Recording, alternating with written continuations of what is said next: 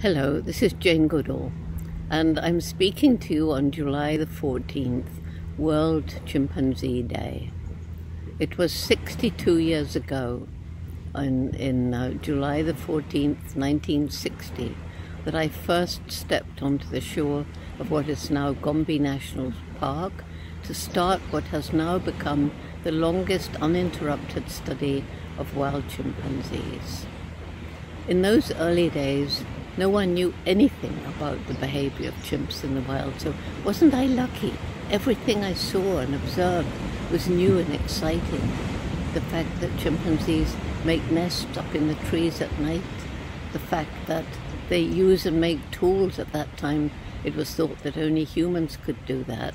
The fascinating development of infant chimpanzees, their relationship with their mother and their older brothers and sisters, the different personalities, the ways that different males rise to top position in different ways, and even chimpanzee females show different ways of mothering.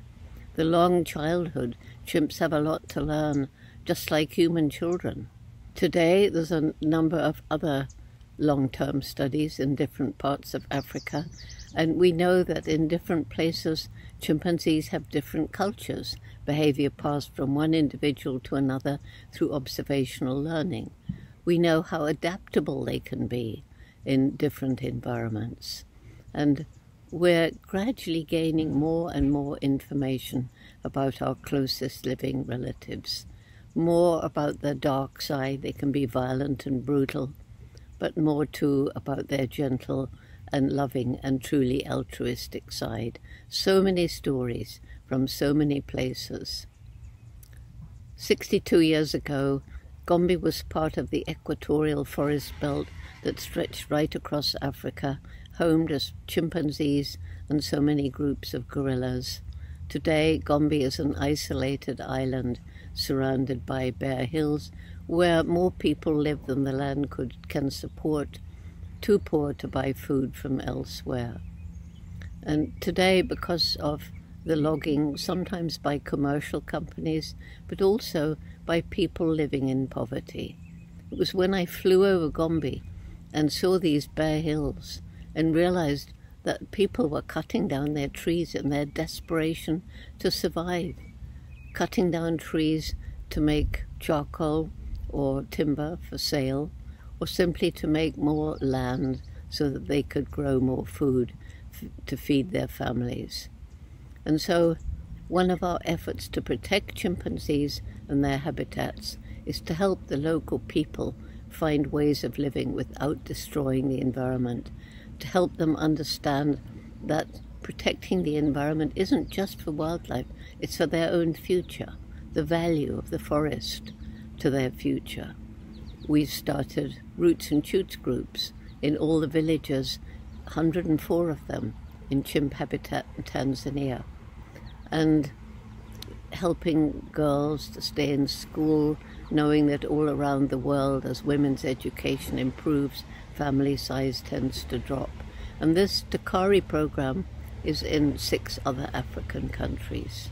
So that's one of the ways that we're helping to protect chimpanzees in Africa. Chimps are also endangered today by the commercial bushmeat trade and by shooting mothers to capture infants for sale locally as pets or to sell to dealers who will traffic them to other countries around the world for pets or for entertainment. This is illegal, and sometimes we can persuade governments to confiscate the infant chimps who are sometimes sold in the markets or captured on their way to be exported. But then what to do with them? It was this that led to the starting of sanctuaries for these orphan chimpanzees so that they could be kept together in groups and eventually released into more naturalistic surroundings. JGI runs the biggest chimpanzee sanctuary in Africa, Chimpunga, in the Republic of Congo, and we also have another smaller sanctuary in South Africa, that's Chimp Eden.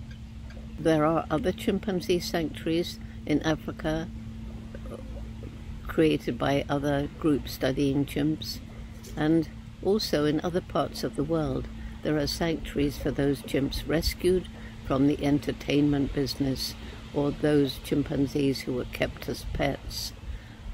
And people think, you know, they see infant chimpanzees, they see them dressed up, and they think, oh, how adorable, I want an infant chimpanzee as a pet. I want that baby to be part of my family. And they are cute when they're young.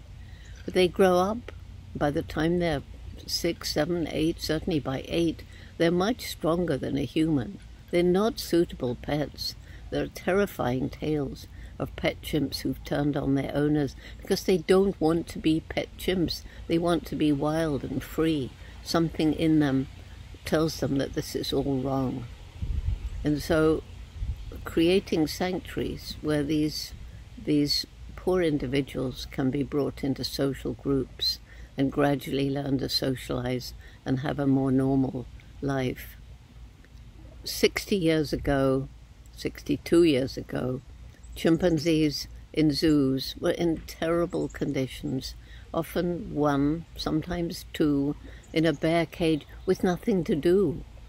So one of the things that Jane Goodall Institute began way back in the early 70s was providing enrichment, thinking of ways so that chimpanzees, even in small cages, had something to do, and then gradually working to help zoos to get better environments more suitable to these intelligent beings. And we began the Chimpanzee program, helping young people study chimps, because studying chimpanzees everywhere is really important. We still have so much to learn, but also helping the keepers to better understand the nature of their chimpanzees. JGI is also working to end the use of chimpanzees in entertainment. It may look cute to see chimpanzees dressed up in human clothes, riding bicycles, doing all sorts of tricks, but we must realize that training the chimpanzees to behave like this is cruel. Often they're beaten, and all of them have been snatched from their mothers and forced to live a totally unnatural life.